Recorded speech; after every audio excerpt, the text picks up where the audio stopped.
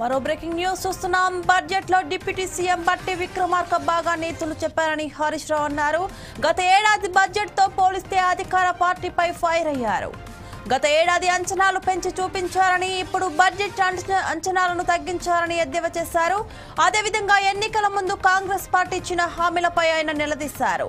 ప్రతిపక్షంలో ఉన్న నాడు ఇదే పార్టీ ఎల్ఆర్ఎస్ వద్దని ఆర్భాటం చేసిందని, అధికారంలోకి రాగానే ఎల్ఆర్ఎస్ పేరిట ప్రజల ముక్కుపిండి పైకం వసూలు చేస్తున్నారని ఫైర్ అయ్యారు.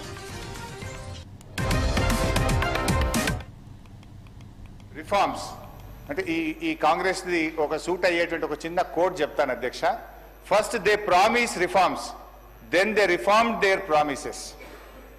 అధ్యక్ష, పైన చెప్పిన కొటేషన్ ఎవరు చెప్పిండ్రో కానీ ఇది కాంగ్రెస్ పార్టీకి బాగా సూట్ అవుతుంది అధ్యక్ష. ఎన్నికల ముందు మార్పు పేరిట వాగ్దానాలు ఇచ్చారు, ఎన్నికలయ్యాక ఆ వాగ్దానాలను ఏమార్చారు. సింపుల్గా స్ట్రైట్గా చెప్పాలంటే అధ్యక్ష, ఎన్నికల ముందు ఏమన్నారు? ఎల్ఆర్ఎస్ వద్దు, నో ఎల్ఆర్ఎస్ నో బీఆర్ఎస్ అన్నారు.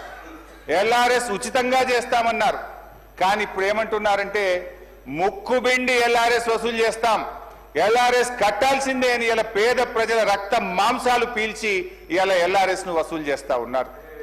రెండవది అధ్యక్ష, ఆనాడు బట్టి గారు, సీతక్క గారు, ఉత్తమ్ కుమార్ రెడ్డి గారు ఫార్మాసిటీకి మేము భూములు సేకరిస్తా ఉంటే ఆ రోజు అక్కడ పాదయాత్ర చేసి పచ్చటి భూములు ఎలా తీసుకుంటారు, మా ప్రభుత్వం అధికారంలోకి వస్తే ఫార్మాసిటీ భూములు తిరిగి వాపసిస్తాము అన్నారు. ఈ రోజు ఏమంటున్నారు అధ్యక్ష? ఇంకా 14,000 లాక్కుంటాం, ఈ 16,000 ఇచ్చులేదు కానీ ఇంకా 14,000 లాక్కుంటామని చెప్పి బలవంతంగా ఇలా రైతుల నుంచి భూములు సేకరించి ఆ ఫార్మాసిటీ పేరును అందంగా ఫ్యూచర్ సిటీ అని చెప్పి పెట్టి ఇలా తిరిగి భూములు లాక్కుంటున్నారు అధ్యక్ష. ఆనాడు ప్రభుత్వ భూములు అమ్మితే, నిరర్ధకమైన ఆస్తులు అమ్మితే ప్రభుత్వ భూములు ఎట్లా అమ్ముతారు, ఇది పెద్దలు ఇచ్చిన ఆస్తి, రేపు బొందబెట్టడానికి జాగుండదని గంభీరమైన ఉపన్యాసాలు చేశారు. ఇవాళ ఏమంటున్నారు? బరాబర్ భూములు అమ్ముతామంటున్నారు. ఇవాళ 30,000 కోట్ల రూపాయల భూములు అమ్మకానికి పెట్టినారు అధ్యక్ష.